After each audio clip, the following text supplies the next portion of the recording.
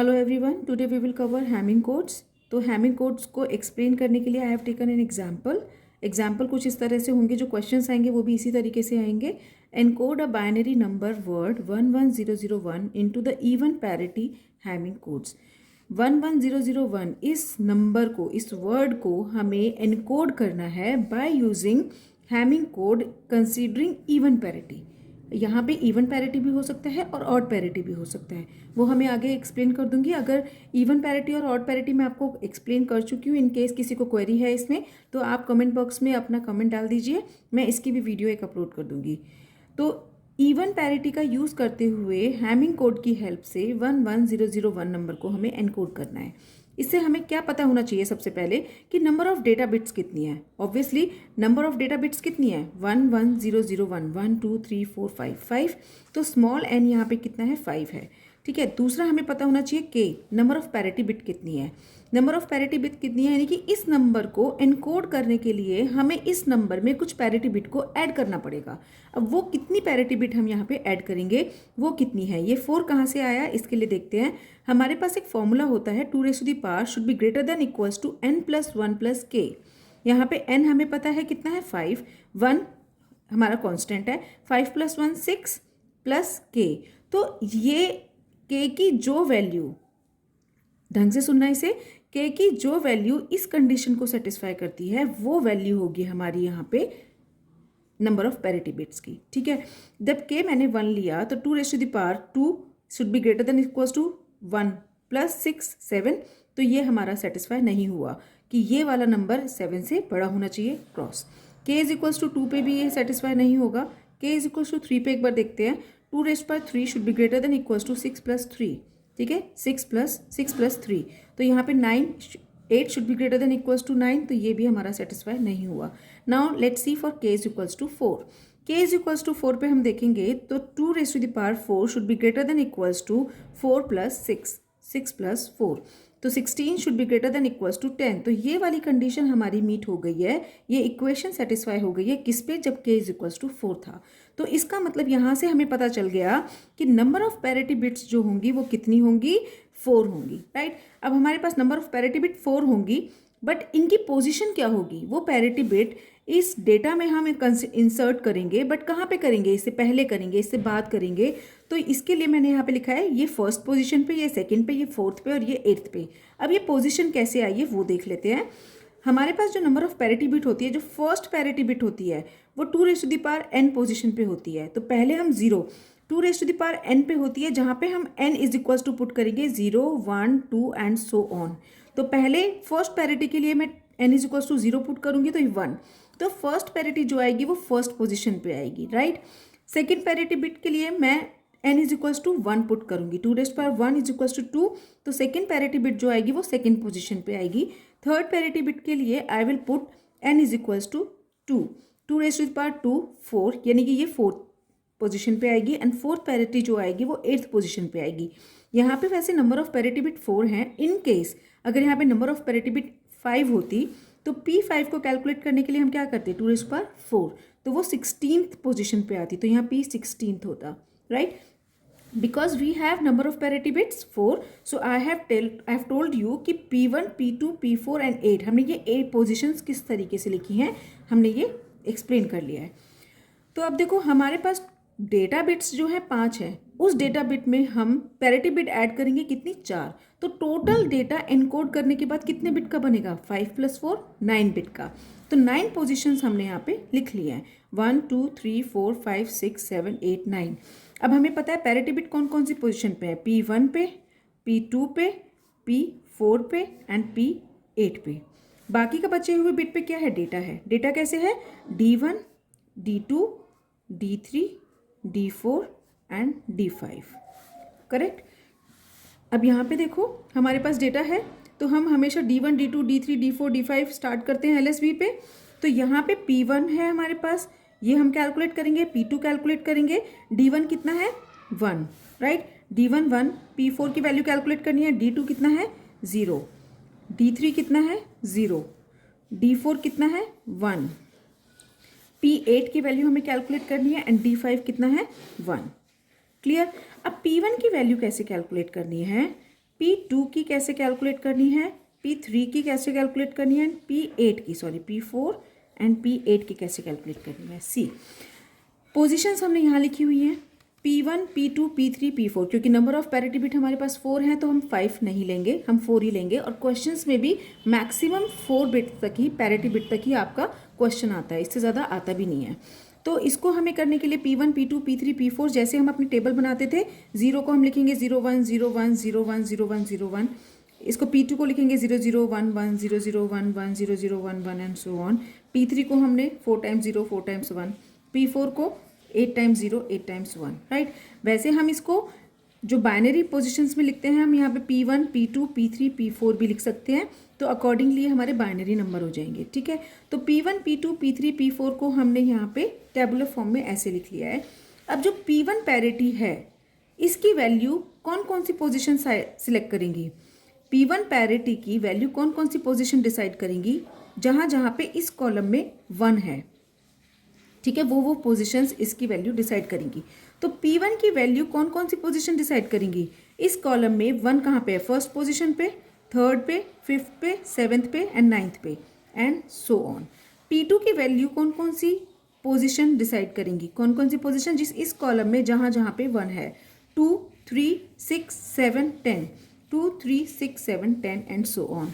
P3 की value कौन कौन सी पोजीशन डिसाइड करेंगी, 4 5 6 7, 4 5 6 7। P4 की वैल्यू कौन कौन सी पोजीशन डिसाइड करेंगे, 8 9 10, 8 9 10। बट आई नो हमारे पास जो टोटल एनकोडेड डेटा होगा वो 9 बिट्स का होगा, क्यों, 5 + 4 = 9। तो 1 2 3 4 5 6 7 8 9, तो टोटल कितनी पोजीशन तक हमें डेटा चाहिए, 9 पोजीशन तक, राइट। तो हमारे पास ये वाली बिट नहीं आएंगी अभी, ठीक है, क्योंकि हमें 9 पोजीशन तक का डेटा चाहिए। अब देखो P1 की वैल्यू मैंने यहाँ पे डेटा पुट कर दिया है। अब P1 की वैल्यू मुझे निकालनी है। P1 की वैल्यू क्या डिसाइड करेगा, P1 फर्स्ट पोजीशन पे क्या है, P1 थर्ड पोजीशन पे क्या है, थर्ड पोजीशन पे हमारे पास 1 है डेटा, ठीक है, फिफ्थ पोजीशन पे 0 है डेटा और सेवेंथ पोजीशन पे 1 है डेटा एंड नाइन्थ पोजीशन पे 1 है डेटा। क्लियर। तो डेटा हमारे पास क्या आया, P1 1 0 1 1। अब देखिए क्वेश्चन में क्या बोल रहा है, क्वेश्चन में बोल रहा है कि by using even parity. Even parity का क्या है कि ये स्ट्रिंग पूरी की पूरी इवन कब होगी, 1 1 1, यहाँ पे नंबर ऑफ वंस कितने हैं, 3 है। तो इस पूरी स्ट्रिंग को इवन पैरिटी बनाने के लिए P1 की वैल्यू क्या पुट करूंगी, जब मैं P1 की वैल्यू 1 पुट करूंगी तो हमारे पास नंबर ऑफ वंस कितने हो जाएंगे, 4, तभी तो हमारी इवन पैरिटी फॉलो होगी, ठीक है। तो इस स्ट्रिंग में नंबर ऑफ वंस इवन बनाने के लिए हम P1 की वैल्यू कितनी पुट करेंगे, 1। सो P1 की वैल्यू क्या हो गई, 1। P2 कहाँ से पता चलेगा, पोजीशन नंबर 2, पोजीशन नंबर 2 पे P2 है, 3 1 है, 6 0 7 1 एंड 10th हमारे पास डेटा यहाँ पे है नहीं। तो अब इस वाली स्ट्रिंग में अगर मुझे इवन पैरिटी को फॉलो करना है तो मैं P2 की वैल्यू क्या रखूंगी, ऑलरेडी हमारे पास 1 1 कितने हैं, 2 है, तो इवन पैरिटी है। तो P2 की वैल्यू अगर मैं 0 रखूंगी तो हमारे पास ये स्ट्रिंग इवन पैरिटी हो जाएगी, तो हमारी P2 की वैल्यू कितनी आ गई, 0। अब P4 के लिए देखते हैं, P4 के लिए कौन सी पोजीशन डिसाइड करेंगे इसकी वैल्यू, 4 5 6 7। 4 पे P4 ही है, 5 पे 0 है, 6 पे 0 है, 7 पे 1 है। तो इस स्ट्रिंग को इवन पैरिटी बनाने के लिए P4 की वैल्यू में 1 रखनी पड़ेगी, तभी तो नंबर ऑफ वंस 2 होंगे। तो इसमें P4 की वैल्यू जब 1 होगी तो हमारी ये इवन पैरिटी को फॉलो करेगा। ऐसे ही P8 के लिए 8 9 10, 8 पे क्या है हमारे पास, ऑलरेडी P8 ही है एंड 9 पे क्या है, 1। तो इस स्ट्रिंग को इवन पैरिटी बनाने के लिए मुझे P8 कितना रखना पड़ेगा, 1। क्लियर है। तो हमारे पास पैरिटी बिट्स की वैल्यू आ गई P1 P2 P4 P8। अब हम ये वैल्यू जो है इस स्ट्रिंग में रख देंगे। तो हम इस स्ट्रिंग में जब वैल्यू रखेंगे तो क्या होगा हमारे पास, तो हमारे पास first second third fourth fifth 6 7 8 9। P1 की वैल्यू क्या आई थी हमारे पास, P1 की वैल्यू 1 2 0 1 0 1 1। तो ये 1 की वैल्यू 1 आ गई थी, P2 की 0 आ गई थी एंड P4 की 1 आ गई थी, P8 की 1 आ गई थी, राइट। यहाँ पे हमें आ गया था ये वाला क्वेश्चन। अब दूसरा हमें देखना है कि डेटा बिट्स हमारे पास है D1 D2 D3 D4 D5। ये डेटा हमने यहाँ पे रख दिया था, तो 1 0 0 1 1 क्या होगा डेटा 1 0 0 1 1। क्लियर। सो हमारा जो 1 1 0 0 1 D1 D2 D3 D4 D5 ये जो डेटा है इसको जब हमें एनकोड करना है तो हम इसमें प्लस 4 पैरिटी बिट और ऐड करेंगे। ठीक है, तो 4 पैरिटी बिट ऐड करके जो हमारा एनकोडेड डेटा हो गया, एनकोडेड डेटा कितना हो जाएगा 1 0 1 1 0 0 1 1 1। तो this will be our encoded data. Clear है यहाँ तक? ये वो एनकोडेड डेटा हो गया जो कि हमें पॉइंट ए से ट्रांसमिट करना है पॉइंट बी पर, जहां पर ए हमारा ट्रांसमीटर होगा और बी हमारा रिसीवर होगा। ओके,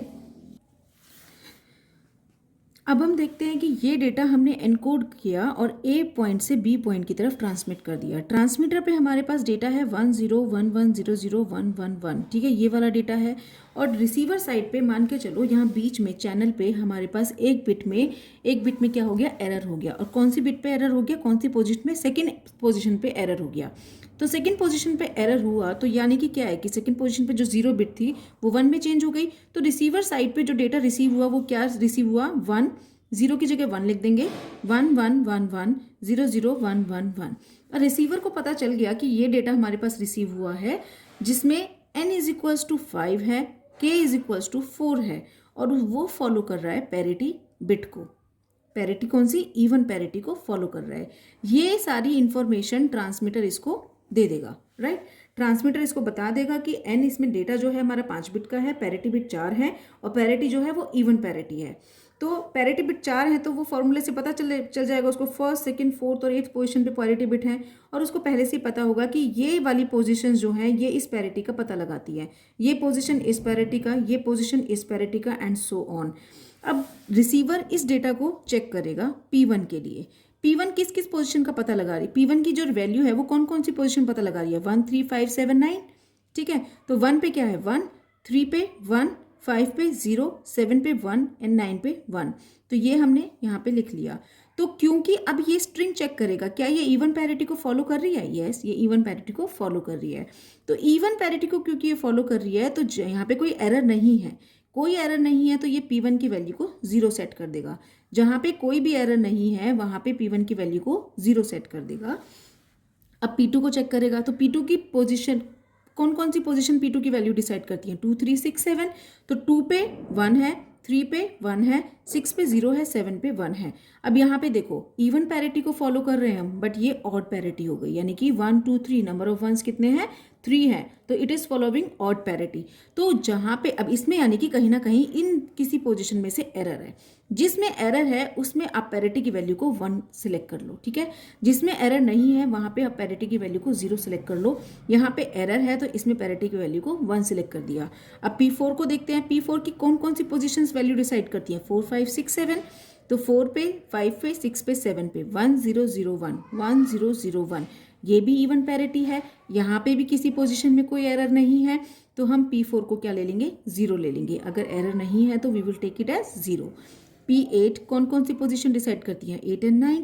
तो it is 1 and 1, again it is following the even parity, even parity को फॉलो कर रहा है तो P8 की वैल्यू भी हम 0 ले लेंगे। तो इसमें से हम वो वाली पैरिटी बिट की वैल्यू 1 लेंगे जहाँ पे कोई ना कोई पोजीशन पे एरर है, जो इवन पैरिटी को फॉलो नहीं कर रहा है। अब जो भी हमारे पास वैल्यू आई है उसको हम डाउन से लेके अपवर्ड की तरफ लिखेंगे। डाउन से अपवर्ड मतलब 0 0 0 0 1 0, डाउन से अपवर्ड हमने लिख दिया 0 0 1 0 and this is binary representation of decimal number 2। ठीक है, ये वाला जो नंबर है ये किसका बाइनरी रिप्रेजेंटेशन है, 2 का बाइनरी रिप्रेजेंटेशन है। तो इट इज टेलिंग यू कि सेकंड पोजीशन पे एरर है। रिसीवर को हैंड टू हैंड पता चल जाएगा कि सेकंड पोजीशन पे एरर है। तो ये हाथ के हाथ क्या करेगा, डेटा जो रिसीव हुआ है उसे लिखेगा एंड काउंट करेगा फर्स्ट सेकंड, ये पोजीशन पे एरर है। एरर का मतलब क्या है, 0 has been change to 1। So the correct data क्या होगा, correct data will be 1 0 1 1 0 0 1 1 1। Clear. So this is how with the help of hamming code we can encode the data.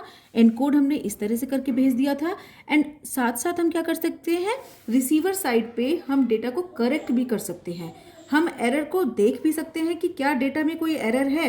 यहाँ से हमें पता चल गया कि इन पोजीशन में से किसी पोजीशन पे डेटा में एरर है। अब साथ साथ उसे करेक्ट भी कर सकते हैं। अगर एरर इवन पोजीशंस पे है, इवन पोजीशंस पे मतलब या तो एरर 2 पोजीशन पे है, 4 पोजीशन पे है, 6 पोजीशन पे है, इवन नंबर ऑफ पोजीशन पे अगर एरर है तो ये डिटेक्ट नहीं कर पाएगा। तो अगर ऑड नंबर ऑफ पोजीशंस पे हमारे पास एरर है, अगर ऑड नंबर ऑफ पोजीशन पे एरर है, 1 पोजीशन में है या फिर 3 पोजीशंस में है या 5 पोजीशन में, तो ये एरर को डिटेक्ट कर सकता है। और ये एरर को करेक्ट सिर्फ कब कर सकता है, जब हमारे पास जो एरर है वो ओनली 1 पोजीशन पे है। ठीक है, it can correct the error when it occurs only at 1 position. ठीक है, तो ये these are the disadvantage of Hamming coding. Okay, so यहाँ तक मैंने क्लियर कर दिया है। एक बार आप लोग अगर किसी भी तरह की कोई भी क्वेरी है तो आप प्लीज़ कमेंट बॉक्स में डाल सकते हैं। यहाँ से आप वीडियो को पॉज करके एक बार देख लीजिए। वीडियो को पॉज करके आप यहाँ से अपने नोट्स भी बना सकते हैं, कोई दिक्कत नहीं होगी शायद आप लोगों को। Okay, thank you very much guys.